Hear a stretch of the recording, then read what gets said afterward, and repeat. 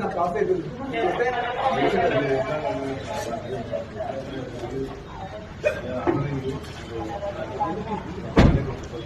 Sir మీరు ఏం order చేయండి, ఏం ఆర్డర్ చేయండి. ఎందుకంటే అర్థం మార్చుకుంటారు.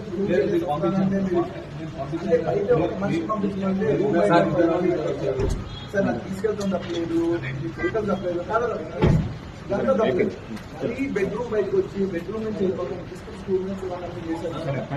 అది మీకు తప్పకుండా నేను చెప్తున్నా, మంచి విషయం కాదు.